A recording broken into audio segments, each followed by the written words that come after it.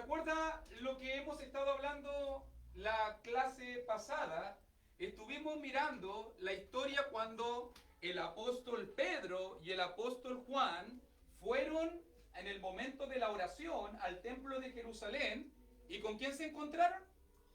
¿Se acuerda con quién se encontraron o no? ¿Ah? La historia de Hechos 3, con un cojito, vamos a decirlo así, ¿cierto? Era cojo de nacimiento, ¿cierto? ¿Ah?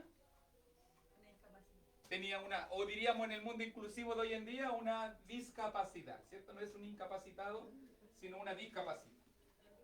Y en ese momento, por el poder de Dios, lo levantaron y nos quedamos nosotros en el versículo 12 de Hechos capítulo 3 con el comienzo del discurso. Note que la sanidad de este cojo de nacimiento fue el preámbulo para el sermón, o sea, ya captando la atención de la audiencia.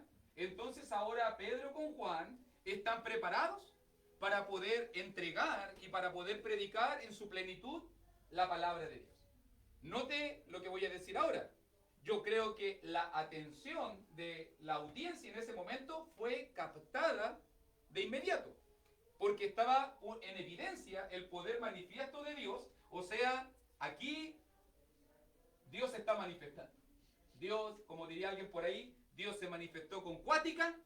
Entonces, lo que van a hablar estos hombres va a ser importante. Y Pedro comienza, obviamente, nótelo usted en versículo 12. No lo comenté la semana pasada porque era la pregunta de hoy día. ¿Cómo comienza Pedro en versículo 12 su sermón? ¿Qué nota usted que lo que él hace primero? No, ¿qué es lo que busca hacer primero? Ok, pero con esta pregunta, ¿qué busca, argumentalmente hablando, qué busca este predicador hacer? Quiero que vaya al trasfondo, lo que está detrás de esta pregunta. Obviamente. Algo que los predicadores, tengo que ser honesto, tenemos que combatir constantemente. Que los predicadores tenemos que combatir constantemente. Pedro usó esta pregunta, obviamente, para poder combatir eso. Pero es exactamente lo que tenemos que hacer constantemente los predicadores para que no suceda algo.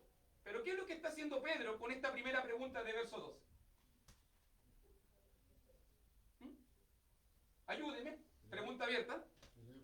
El ego, él está quitando la atención de sí mismo, que es algo muy común, que cuando se trate de una predicación, recuerda que Pedro bautizó y predicó la palabra y 3.000 personas fueron convertidas. Imagínate cómo el corazoncito, si estamos hablando en la vida de un predicador, cómo tiene que estar hinchado el corazón de ese predicador. Le hundía un sermón con los apóstoles, ¡pum!, 3.000 bautismos.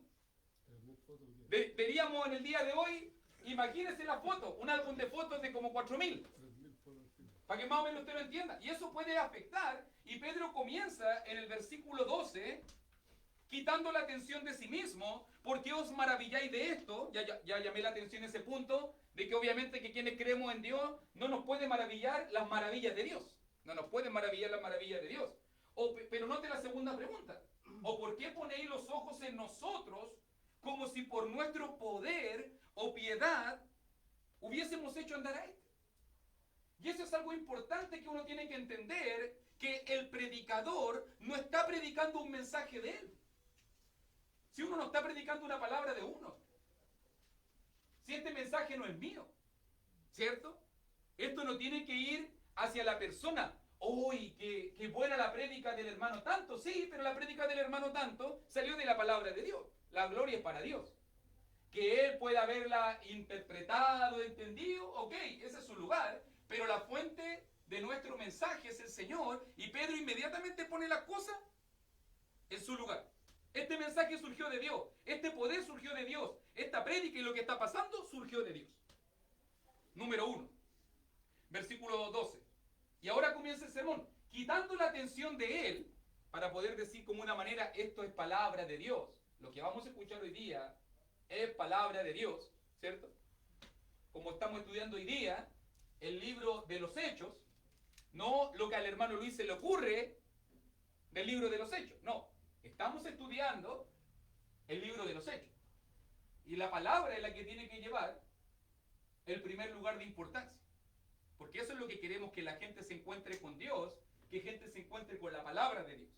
Y por eso que Pedro comienza allí, porque ese va a ser el puntapié inicial de su sermón. Porque nótelo muy bien. ¿Cuál es la primera palabra o la primera frase del versículo 13? Que entendemos que ese es el propósito de él.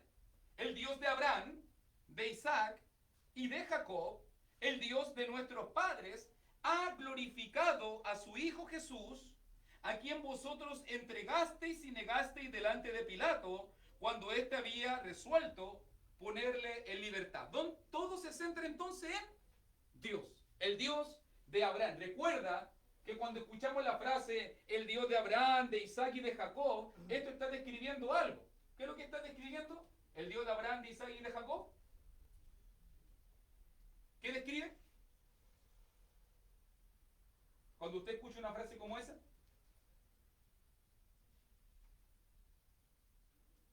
Pregunto.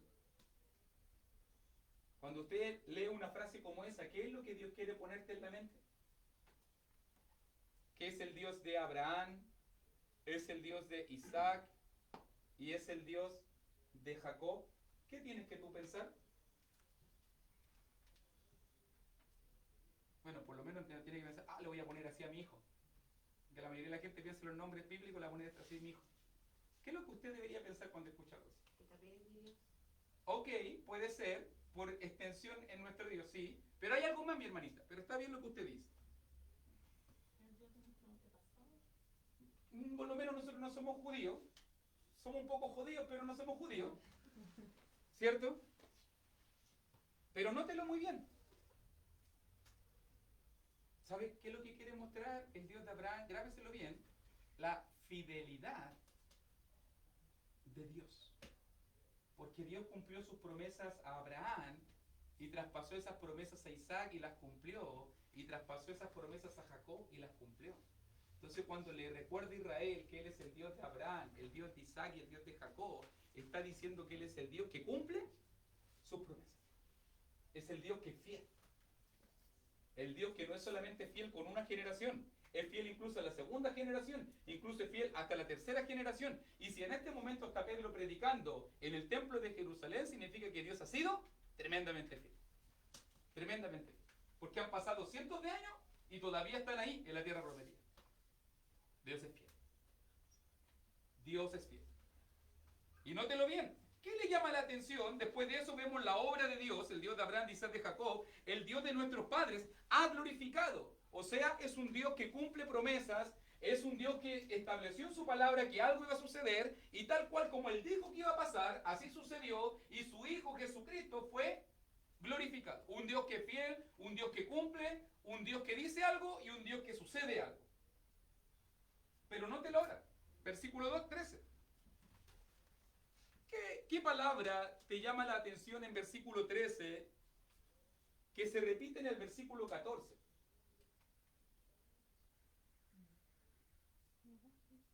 ¿Mm? Negaste. Si hubiésemos estado nosotros en el sermón de Hechos capítulo 3, lo más probable es que nosotros le hubiésemos dicho a Pedro, este fue el primero que negó a Cristo y me va a venir a mí a decir que yo lo negué. ¿O no? Pensaríamos eso nosotros, ¿no? Recuerden que el que está hablando fue el que negó 3 veces que conocía a Jesús. Recuerde que el que está hablando es el que maldijo y juró que no lo conocía. Acuérdate. ¿Cierto? Y ese mismo, y eso pasó por si acaso, ¿hace cuánto más o menos? Pasó hace como 50, 60 días, ¿no? No pasó hace muy lejos. no han pasado más allá de 2 meses. No han pasado más allá de 2 meses. Para que usted lo entienda. ¿Cómo sentiría una frase como esa? ¿Qué le diríamos nosotros a Pedro hoy en día? Oye, el hermanito chica, el primero que negó a Jesús y venís tú a decirme con qué ropa me venía a decir tú que no negamos a Jesús si tú mismo lo negaste. ¿O no? Piensa ahora en esto, porque ese es mi punto. ¿Por qué Pedro llegó a decir eso? Porque alguien diría, ve que la gente a veces dice, no, es que una persona que no está casada no puede hablar de matrimonio. Y uno que ha negado puede decir a los demás que no lo niegan.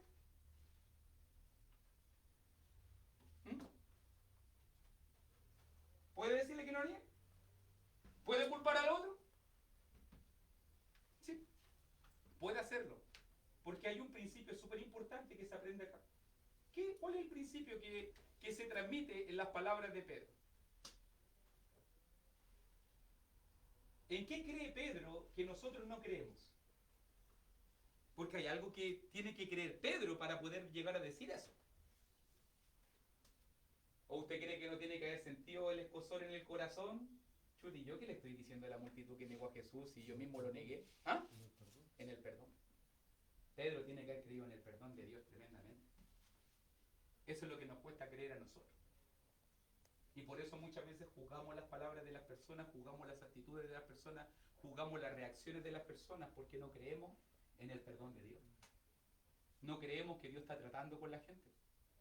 Porque si Pedro fue capaz de pararse y decir, ustedes lo negaron, y nadie pensó, chivo, es porque realmente Pedro y todos ellos creían en el perdón de Dios. Sí, Pedro falló y le pidió perdón a Dios. Sí, esta multitud falló y también va a tener que pedirle perdón a Dios. Sí, es la verdad. Todos fallamos, es la verdad. Y eso es algo que es importante porque nota muy bien, no hizo superior ni a la multitud ni a Pedro lo que está diciendo. El punto es que la palabra de Dios tiene que ser predicada y ya. Tiene que ser predicada. La palabra tiene que ser expuesta. Y el instrumento que Dios eligió en ese momento era justo el instrumento que más había negado a Jesús. 40, 50, 60 días. Es increíble, ¿no? Es así. A veces los instrumentos que Dios pone no son los más adecuados a la vista de lo que nosotros creemos, a la vista de los estándares que nosotros pensamos. Pero cuando hablamos del perdón de Dios, yo creo que Pedro el día de Pentecostés fue una nueva persona. Yo creo que Pedro, cuando se bautizó en el Espíritu Santo y cuando Dios vino y comenzó la iglesia y predicó la palabra, recuerda que Pedro venía caído, recuerda que hace días atrás nomás estaba en la barca y había dejado a Cristo, no solamente lo había negado, se había ido a la barca, se había ido a pescar cuando dijo que nunca más iba a ir a pescar. Hace días atrás nomás. Jesús lo fue a buscar en el barco y le dijo, aquí está, y le sirvió el pancito, le sirvió el pescado. Algo está pasando en el corazón de Pedro. En solamente días se pone en pie en el día de Pentecostés, predica a 3.000 personas, 3.000 personas se bautizan y ahora hay otra multitud. Y ahora Pedro está predicando y está culpando y está diciendo, ustedes negaron a Cristo. Eso es un tremendo cambio en 180 grados de una persona. Y nos cuesta creer en los cambios. ¿Ve que para nosotros siempre Pedro va a ser el que negó? ¿Ve que siempre David para nosotros va a ser el adúltero? ¿Ve que siempre para nosotros Abraham va a ser el mentiroso? Siempre vamos a pensar en Judas como el traidor y a todas las personas siempre la vamos a tildar por lo malo que hicieron y no por lo bueno que hicieron. Porque Pedro falló, es verdad. Y la Biblia nos muestra a la gente con sus virtudes y con sus defectos. La Biblia nos muestra a la gente con las cosas malas que hacen y con las cosas buenas que hacen. En un momento Pedro cayó, negó, fue el momento más horrible de la vida de Pedro. Pero el Pedro que se está poniendo en pie ahora entiende el perdón de Dios y se para con autoridad de Dios y predica la palabra con dignidad. Porque realmente al Señor no le importa tu pasado. Pongan a otro que no negó por último para decir esto, ¿cierto? Uno diría, para que tratemos de cuidarlo, la imagen. Pongan a otro que diga esto, porque no... Chuta, es como Pablo, que es uno de los que más predicó del matrimonio y no era casado. Chuta, pongan a otro, pongan a uno que esté casado, que haya tenido... Pero los instrumentos que Dios elige no son los que nosotros pensaríamos, lo que supuestamente nuestro estándar establecería. Yo a lo mejor no lo hubiera puesto.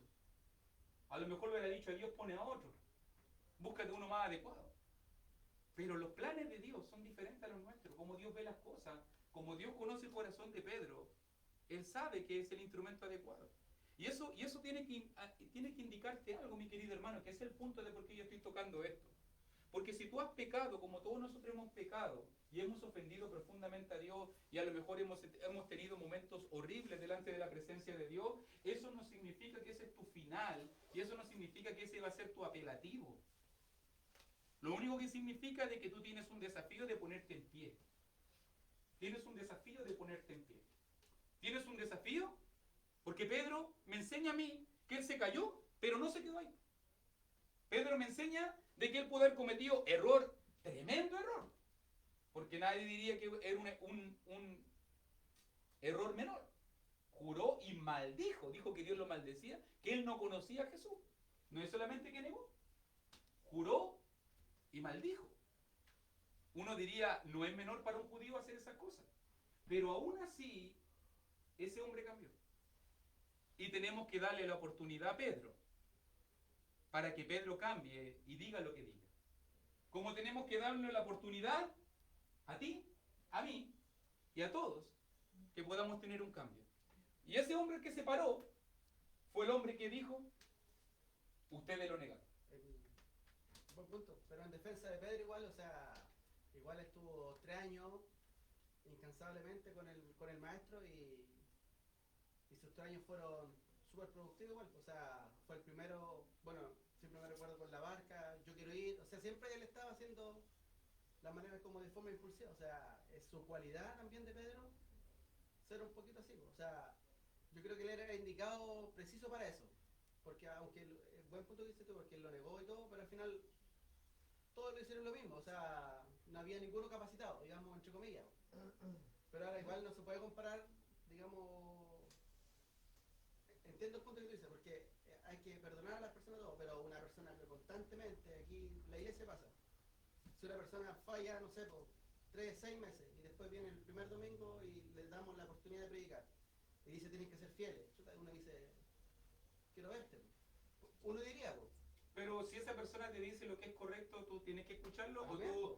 hay que Ese es el escucharlo, punto. sí, po. Ese es el punto. Cualquier persona se puede parar aquí al frente con dignidad o sin dignidad. Claro. Y lo que diga la persona, nosotros no tenemos que seguir lo que diga la persona. Tenemos que seguir lo que dice la palabra de Dios. Ahora, si esta persona no vive la palabra que está predicando, el que va a cargar maldición es el mismo nomás, pues. Nadie, Claro. nadie más que él se va a meter. Por eso, a eso iba a llegar yo, porque él asumió ese costo, o sea, sabía Claro. que si él iba a estar ahí, iba a tener que ser fiel hasta la muerte. Claro. Porque ahora la gente dice muchas cosas y al final esas mismas palabras lo van atrapando y a Claro. veces lo van hundiendo. O sea, en vez de... Ahora, por si acaso, es importante siempre añadir completamente, Pedro siempre tuvo esa vorágine, por si acaso, si hubo una persona inconstante en la iglesia fue Pedro. Sí, pues. Porque Pedro, acuérdate que Jesús también lo llamó Satanás. Sí, pues. O sea, no es que Pedro, esta fue su primera caída, no, Pedro, y después de eso, Pablo va a tener que enfrentarlo cara a cara. Claro. Pedro sigue cayéndose. O sea, a lo que yo trato de mostrarle, mis queridos hermanos, es que la evidencia constante de la gente es que nos vamos a caer. No tenemos que sorprendernos con que la gente se caiga, con que usted se caiga, con que yo me caiga. Y a lo mejor eso tampoco indica que yo no voy a escuchar a alguien que me vaya a decir lo correcto. Porque si la persona me dice lo correcto, yo escucho lo que dice la persona de la palabra. Pero a lo mejor su obra me dice otra cosa totalmente diferente y yo no tengo que poner atención a la obra de una persona. Porque lo más probable es que ninguna persona sea digna para poder decirme algo. Si yo mirara la obra de las personas, chuta, el otro día está diciendo esto y ahora está haciendo esto otro. Bueno, lamentable por él, pero la palabra igual dice que hay que ser fiel. Y yo creo que eso fue lo que le pasó a Pedro, y yo creo que esa es la enseñanza para la iglesia de nosotros. Si Pedro fue capaz de pararse y poder decir lo que dijo, lo primero yo creo que una de las cosas que lidia a la gente inconstante, normalmente cuando yo converso con la gente, es con el tema de perdonarse a sí mismo. A la gente le cuesta perdonarse a sí mismo primero. Y no es tanto el tema externo, que mucha gente se limita y dice, es que acá, es que he fallado tantas veces, que esto, es que esto otro. La verdad sí, o sea, si usted mira la mayoría de los profetas, si mira la mayoría de los siervos de Dios, pasaban en el suelo cayéndose. Pero aún así ellos se levantaban y seguían luchando. Yo creo que eso es lo que yo valoro de Pedro al ponerse de pie en este día a predicar la palabra y decir lo que dijo. Yo creo que él se está poniendo de pie y yo creo que él está diciendo lo que tiene que decir. A lo mejor más adelante va a volver a caer si Pablo lo va a tener que reprender cara a cara. Porque eso pasó. Se cayó y tuvo que Pablo ir a pararle el carro directamente porque estaba haciendo hipócrita, estaba haciendo todo un show estaba haciendo en Galacia. Y después Pablo se peló para hacer un... Y eso muestra así, pues claro, y eso muestra, y no por eso dejamos de escuchar a Pedro, o no por eso dejamos de escuchar a Pablo, ¿o no? Sí, pues lo que comentamos la última predica que hiciste tú cuando hablabas de la pandemia que estaba pasando. O sea, van a ver harto después generales y capitanes y llamando a la iglesia que sean valientes, que no tengan temor y aquí y allá y lavándose la boca. ¿Y dónde están ahora? Todos escondiditos en su casita, guardaditos para que no se enfermen. Lo más probable es que esa cuenta la van a tener que dar. Pero la lógica sería que hacer lo que dijo Jesús, ¿no? Tenemos que hacer lo que ellos dicen. Pero no seguir lo que ellos hacen. Claro. Exactamente. Pero al final la gente lo que dice va a tener que pasar por ese desierto. Claro, porque es inevitable que la gente diga, pero Luis dice que es razonable que al final es condenación para uno mismo. Sí. Si yo hablo y hablo la palabra de Dios y me escuchan y yo no la practico, obviamente más condenación tengo yo. claro. O sea, la palabra, eso es lo que yo digo. O sea, A mí lo que me gustó de esto es que la palabra se separa del mensajero. Y es muy maduro siempre separar la palabra del mensajero. Porque si unimos la palabra con el mensajero, nos vamos a poner en problemas. Porque ningún mensajero va a cumplir el estándar de Dios. Pero si miramos la palabra solamente por la palabra, y no miramos tanto al mensajero, vamos a poder escuchar a Pedro con un oído bien abierto y dispuesto. Chuta, él negó a Jesús. Y si él negó a Jesús y me está diciendo a mí negar a Jesús, en vez de pensar, porque fíjese que yo el otro día leí algo del tema de las perspectivas negativas y positivas. Porque, por ejemplo, si una persona hizo algo malo acá, y esa persona que hizo eso algo malo me está diciendo a mí que yo no haga eso malo, es como que alguien que vivió en el mundo, que fumó, que tomó, y le está diciendo a su hijo, oye, tú no lo hagáis. Que tú adulteraste, fornicaste, lo que sea, oye, tú no lo hagáis. Si el hijo piensa, oye, tú no tenés que decirme nada, pues si tú también lo hiciste, uno diría, no, pues. Esa es la perspectiva negativa. La perspectiva positiva que le diría el papá diría, no, pues yo te estoy diciendo por algo, porque me arrepentí y entendí las consecuencias de lo malo que hice. Me di cuenta que era malo y por eso es que te puedo decir con razón. O sea, Pedro me está diciendo a mí acá, yo entiendo lo que es negar a Jesús. Po. ¿Qué es mejor que Pedro para poder decirle a la gente que es negar a Jesús? Yo lo negué. Po. Si yo juré, yo así la hice. Que no lo conocía. Y ahora le estoy diciendo, eso fue horrible. Fue horrible vivir de esa manera. Fue horrible salir llorando amargamente cuando Jesús lo miró. Lucas 22, 62. Fue horrible pasar todo eso. Y por eso le estoy diciendo ahora, no nieguen a Jesús. Porque yo lo negué y todo lo que sufrí. Y a veces nos pasa así y esa es la mejor enseñanza que le podemos dar a la gente, ¿no? A nuestros hijos. Chuta, no hagan esto. ¿Por qué? Porque yo lo pasé, yo lo enfrenté, yo lo viví y no quiero que te suceda lo mismo que me sucedió. No quiero que me pase lo mismo. Ese es por una enseñanza, por experiencia. Por experiencia. ¿Quién mejor que Pedro? Para poder decir a la gente, ustedes negaron, note, ustedes se entregaron, ustedes lo negaron delante de Poncio Pilato, incluso culpándolo. Cuando él lo quería dejar en libertad, ustedes hincharon, y pidieron Barrabás, y al final se hizo lo que ustedes querían. Así fue. Más vosotros negasteis al santo y al justo. Y pediste, dice versículo 14, que se os diese un homicida. Ustedes sabían que el otro era homicida y igual lo hicieron. Ustedes sabían que Barrabás era malo e igual pidieron a un cambio de una persona que le daba pan, que le multiplicaba los panes y los peces, una persona que los sanaba, una persona que hizo cuántos beneficios para ustedes, o sea, para que usted más o menos entienda la carga que le está poniendo encima, o sea, todo lo bueno que Jesús hizo para ustedes y ustedes igual lo cambiaron por un homicida. ¿O no?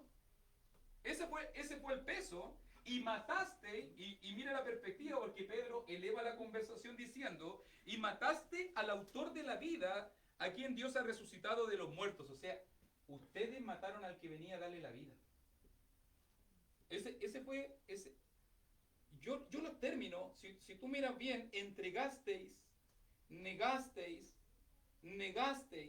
pedisteis, matasteis, todos esos verbos son inclusivos. Todos esos verbos están conjugados de tal manera que involucró a toda la gente que estaba ahí presente. Y Pedro hace responsable a todos de lo que estaba sucediendo. Vino al mundo y lo matamos. ¿Qué hicimos nosotros? La gente hoy día dice, no, si yo hubiera Jesús, yo hubiera estado ahí, yo hubiera seguido. Lo más probable es que hubiera estado gritando ahí, mátalo, mátalo, mátalo. Lo más probable es que así hubiéramos estado nosotros. Lo más probable es que hubiéramos estado de la misma manera. Porque el Jesús que nosotros pensábamos no calzaba con la imagen que ellos veían, con la imagen que proyectaban. Ellos querían el guerrero, el militar, el libertador, el que los sacara de los romanos. Y llegó el tipo y el tipo ponía la otra mejilla, lo escupían, no maldecía, multiplicaba los panes y los peces, sanaba todo, ayudaba a todo, compartía con la prostituta, con los borrachos, pues andaba con toda la gente mala y uno diría, no, este no calza con la... No es como la imagen del líder. No tiene el perfil. Claro, no cumple con la expectativa de lo que debería ser un Mesías libertador. Pero es que estamos pensando en un ámbito espiritual. Y aunque uno calce en tu ámbito físico, material de cómo tú crees que es Jesús, la perspectiva de cómo es Jesús, al final Jesús vino para algo mucho más importante, dice el autor de la vida. Realmente vino tu creador. Vino quien te formó, vino quien te sustentó. Aquí vino, pero ¿sabe qué? Como es el autor de la vida, también es el consumador de la vida, y Dios lo resucitó de los muertos. Y aquí habla del control de Dios. Si tú te fijas muy bien, ni siquiera ustedes pudieron acabar con él. No pudieron acabar con él. Porque ustedes no tienen poder para dar la vida ni quitar la vida. Ustedes participaron del complot más horrible que haya podido suceder en la vida. O sea, esta cuestión estaba pero tramada desde las entrañas del infierno y ustedes participaron con el mandinga de esta cuestión. Pero aún así, el plan de Dios no se truncó. El plan de Dios, nótelo muy bien. Y por la fe en su nombre, a este que vosotros veis y conocéis, y ahí está escogido, aquí estoy yo, acuérdense que andaba saltando, glorificando a Dios por ahí, le ha confirmado su nombre, y la fe que es por él ha dado a este completa sanidad en presencia de vosotros. Pregunta, solo para saber si estamos en la misma sintonía. Versículo 16 habla acerca de la fe que es por él. ¿La fe de quién? ¿La fe del cojo? ¿La fe de los apóstoles? Porque normalmente yo hoy día veo por ahí esas supuestas campañas de sanidad y a veces cuando el milagro es muy difícil, a veces se le echa la culpa. No, es que no tenía fe.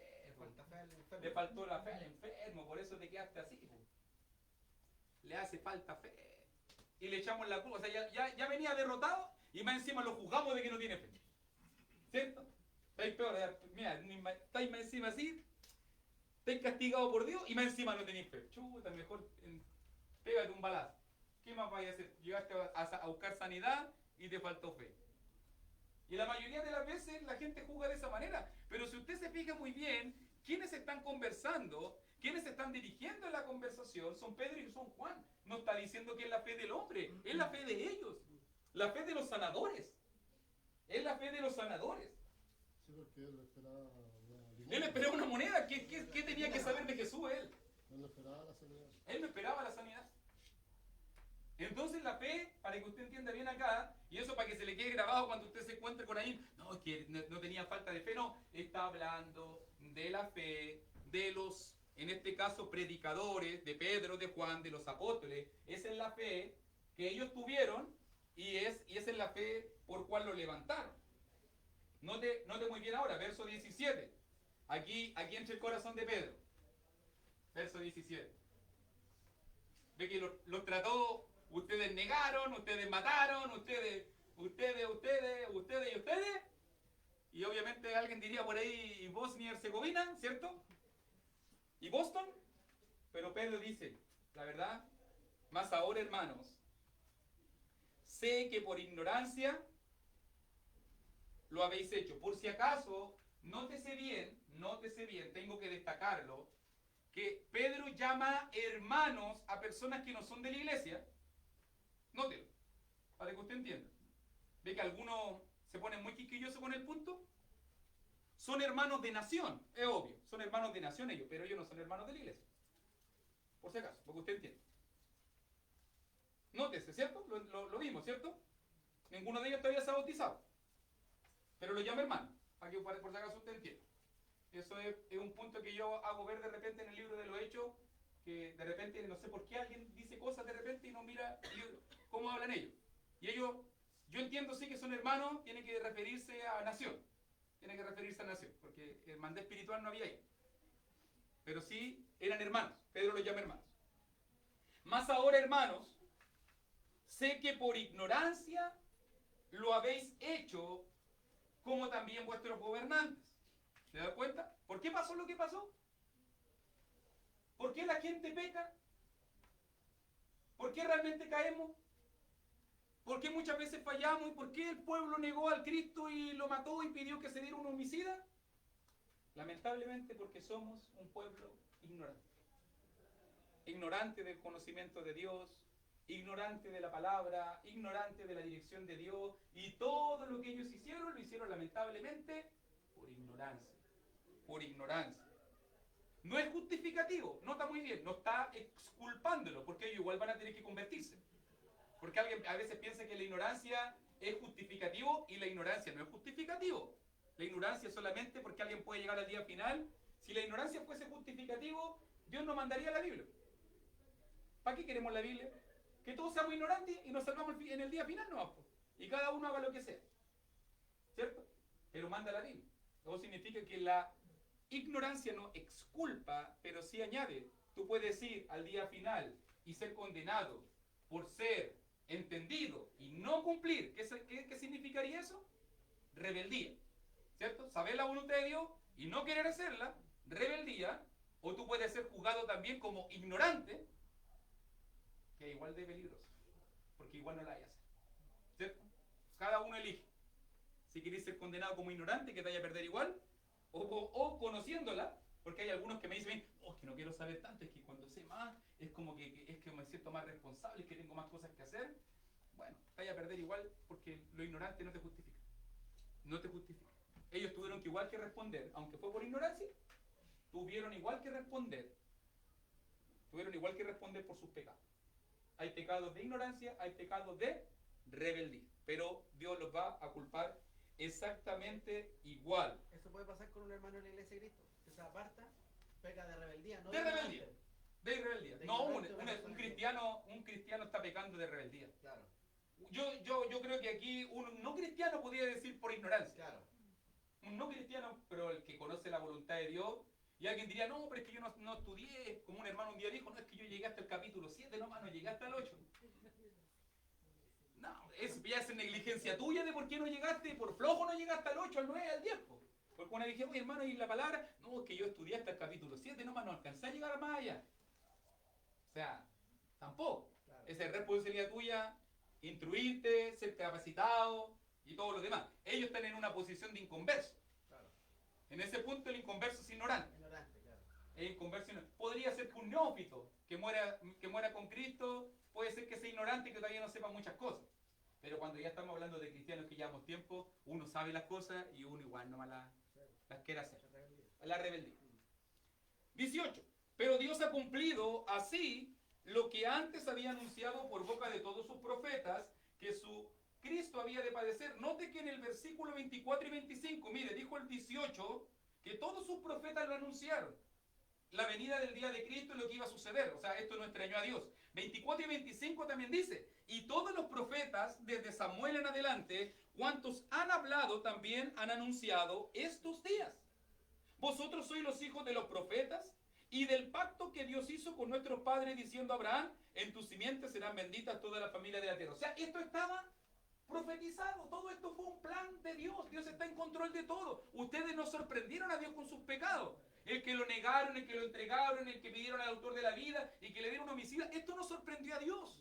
Pedro nuevamente dice lo mismo. Dios está en control, Dios lo sabía, Dios hizo preparativos de antemano, Dios todo esto ya en su omnisciencia lo sabía y se preparó. Ustedes solamente fueron monigotes del diablo nomás, pero al final Dios ya sabía todo este plan. Dios ya lo sabía. Estaba dicho desde los profetas. Estaba dicho de los profetas. ¿Cuál es el punto? Aquí está el punto. 19. ¿Cuál es el punto? Verso 19 nos dice, así que, todo lo que Pedro estaba diciendo, llamando la atención a Dios, no a sí mismo, diciendo y juzgando a la gente en cuanto a que habían negado al Cristo, el poder de Dios, el control de Dios, y todo esto los tiene que llevar a un solo punto. Lo que ellos tenían que entender, estamos perdidos y necesitamos conversión, necesitamos salvación. Es el punto que tenemos que llevarle a la gente. No sirve de nada cháchari y no saber que la gente está perdida. La gente está perdida y necesita salvación. Esa es la única gran respuesta en el libro de los Hechos. Pero note bien que Lucas ahora no agrega el bautismo, si tú te fijas. Pero sabiduría. No tiene que decir bautismo para entender que el bautismo está ahí presente. Porque recuerde que el libro de los Hechos es un conjunto, la recopilación de los sermones de los apóstoles. Y Lucas no va a tener que repetirme todo de nuevo. Ay, aquí no habla de bautismo y de fe. Me puedo convertir sin bautismo y fe. Porque así la gente quiere leer la Biblia literalmente. Ay, que aquí no le habló de la cena del Señor. ¿Puedo bautizarme sin saber eso? Uno tiene que entender que esto es sabiduría de Dios y es un compilatorio. Uno tiene, como dice en Salmo 119, versículo 169, la suma de tu palabra es verdad. Entonces, cuando leemos un libro tenemos que analizarlo en su contexto. Y en su contexto tenemos que ir dando cuenta que nos está hablando de estos principios. Entonces, en el capítulo 2 habló de arrepentimiento y bautismo. En el capítulo 3 habló de arrepentimiento y conversión. En otro después va a hablar de fe. En otro después va a hablar de la confesión de fe. Por ejemplo, en Hechos 8 con el etíope eunuco. Pedro no le dijo a Pentecostés que confesaran a Cristo. ¿Tenemos que dejar de hacerlo? Ah, no, es que yo sigo el bautismo de Hechos 2. No sigo el bautismo de Hechos 3. O sea, lo escribió Lucas. En Hechos 8 habla de la confesión de fe. En Hechos 16 habla de la fe. Que si tú creyeres y serás salvo tú y toda tu casa. En Hechos 2:38 habla de arrepentimiento. En Hechos 2:38 habla de bautismo. Aquí habla de arrepentimiento. Usted tiene que ir sumando todos esos pasajes y ver esos patrones y darse cuenta cuál es el plan completo de la salvación. Incluso aquí va a hablar cosas súper novedosas. Mire, 19. A lo mejor la vamos a dejar hasta aquí para explicarlo bien. Pero fíjese bien, dice, así que arrepentíos y convertíos para que sean borrados vuestros pecados, para que vengan, nótelo aquí, para que vengan de la presencia del Señor tiempos de refrigerio y 20. Y Él envíe a Jesucristo que os fue antes anunciado. Note ahora. No dice que tiene que venir el Espíritu Santo. Ahora el que viene es Jesucristo. Se da dando cuenta cómo vamos mirando la historia completa y vamos a ir sumando en cada historia de conversión mucho más. O cómo llama, por ejemplo, ¿sabe por qué usted tiene que predicarle el Evangelio a la gente? ¿Y por qué tiene que hablar en la conversión? Mire cómo llama eso. Según versículo 19, no solamente es prometida en el arrepentimiento y la conversión el ser borrado nuestros pecados, sino que también dice, ese tiempo cuando son perdonados tus pecados, ese tiempo cuando Jesucristo viene a morar a tu vida, esos tiempos son llamados tiempos de refrigerio. ¿Por qué usted tiene que bautizarse? Para que vengan los tiempos de refrigerio. La conversión del cristiano son los tiempos de refrigerio, no son los tiempos del martirio, no son los tiempos de la angustia, no son los tiempos de la ansiedad, no son los tiempos del dolor. Son llamados por Pedro tiempos de refrigerio.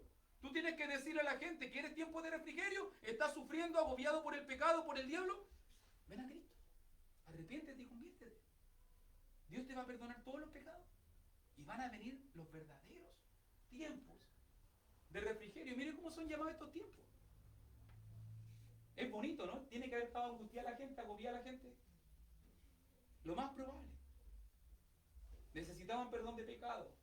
Necesitaban ayuda. Hermano, si tú estás en Cristo en este momento, tú estás en los tiempos de refrigerio. ¿Y sabes por qué tú estás en los tiempos de refrigerio? Porque no estás solo. Porque dice el versículo 20, y envía a Jesucristo. O sea, Jesucristo en este momento está contigo. ¿Cómo voy a estar angustiado? ¿Cómo voy a andar abandonado? A menos que tú mismo hayas echado a Jesucristo. A menos que tú mismo, de tu propia decisión, lo hayas sacado a patada de tu vida. ¿Cierto?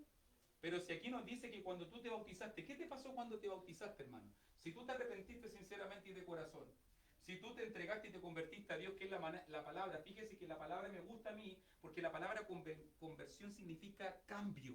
Eso significa convertir, cambiar. O sea que lo que sale del agua tiene que ser algo diferente.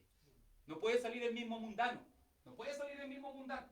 No puede seguir en las mismas prácticas. Entonces no se ha convertido de corazón. Porque una persona no puede, lo único que salió, o sea, es como decir, salir un pecado mojado nomás. ¿Cierto?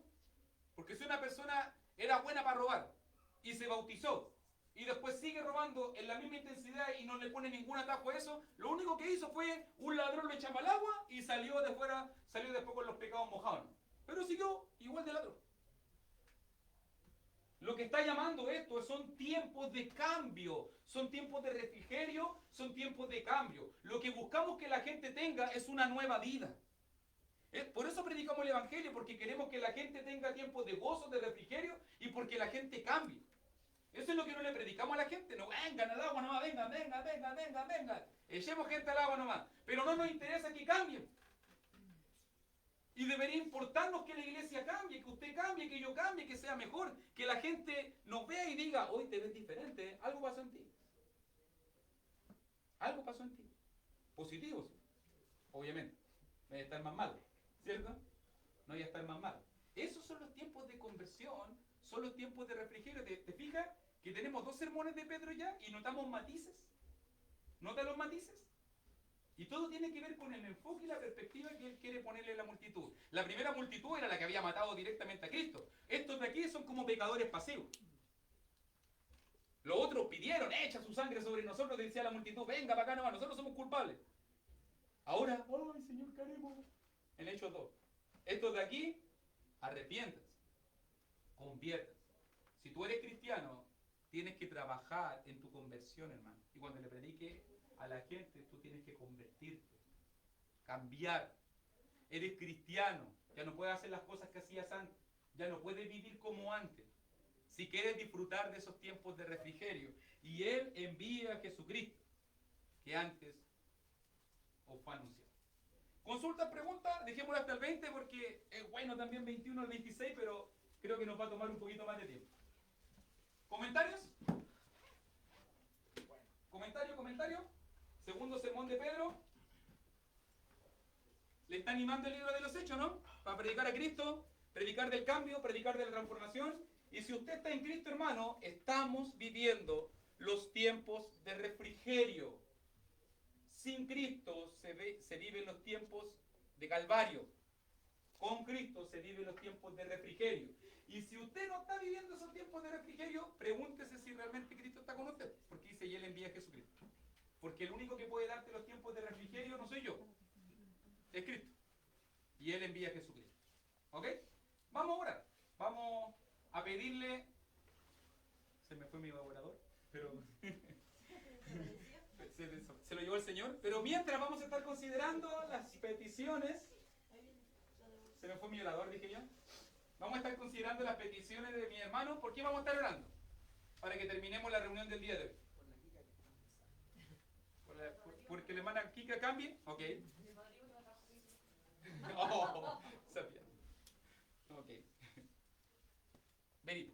Yo le quiero dar gracias a Dios porque me llamaron de la municipalidad, me voy a hacer el examen que estaba esperando, así que le doy muchas gracias a Dios por verme. Buena respuesta. Muy buena. Amén, mi hermanita. Qué bueno. ¿Por qué más vamos a estar orando para que nuestro hermano Rodrigo nos lleve a la presencia del Señor? Sigamos orando. Estoy hablando hoy día con el CITA y está bastante hundido. Me dijo, aparte de los aspectos pulmón y todo eso, la depresión. me dijo, se echó a morir mi papá, pagó celular, no quiere, no podemos entrar tampoco, no podemos entrar. Entonces estar orando por Don Dani, porque quiere puro morirse. Hablé con Carlita también y el Cristian lleva 2 días sin trabajar, no puede pararse de la cama. Está con mareo, náusea, vómito, súper mal. Entonces me dijo la niñita y nosotros estamos súper bien, pero estamos súper asustados por Cristo. Así que para que estemos orando también, yo en lo posible mañana vamos a ir a verlo para poder animarlo un poquito, a ver si podemos estar orando con él y darle un poquito de ánimo, porque me dijo, todavía no lo llaman de Conce, ya pasamos todos los papeles, esperar ya, no se puede apurar nada más. Muchos de aquí saben lo que significa, ¿cierto? Esperar un llamado, ¿cierto? Orar nomás, y dije, vamos a orar mucho para que ojalá alguien por aquí, un angelito por aquí pase y apure algún papel, para que lo puedan llamar y pueda él ser revisado o hacerle la quimioterapia o todas esas cosas. Así que para que estemos orando por nuestro hermano Cristian Caro. No sé si hay otra petición. Amén. Por nuestros corazones endurecidos, para que Dios nos ayude. ¿Algo más que orar? Gracias, porque mi papá ya está un poco mejor de su enfermedad. Lo único que hay momentos que se marea, pero ya no es tanto como estar en cama. Amén. Amén. Gracias por eso, sí. Amén. Por todos los que estamos aquí, que Dios nos bendiga, Dios nos conoce, nuestra vida, lo que somos, sabe dónde lo bueno y lo malo, y que Dios pueda hacer los ajustes correspondientes y pueda ser bendición. Yo me quedo con la frase final, que sean estos tiempos de refrigerio para nosotros, que Jesucristo esté siempre con cada uno de nosotros. Que Dios nos ayude a predicar el Evangelio también. Por lo menos yo ya llevamos 2 sermones evangelísticos y por lo menos algo tiene que motivar en nosotros, ¿cierto? Tenemos harto trabajo. En el grupo de jóvenes, en otros lugares tenemos trabajo todavía para poder predicarles, sobre todo a quienes están cerca de nosotros, el Evangelio, ¿cierto? Para que ellos también puedan disfrutar los tiempos de refrigerio y Cristo pueda estar con todos los que están perdidos. Oramos. ¿Vemos? Padre Celestial, Dios Todopoderoso, estamos, Padre, delante de tu gloriosa presencia siempre, cuando te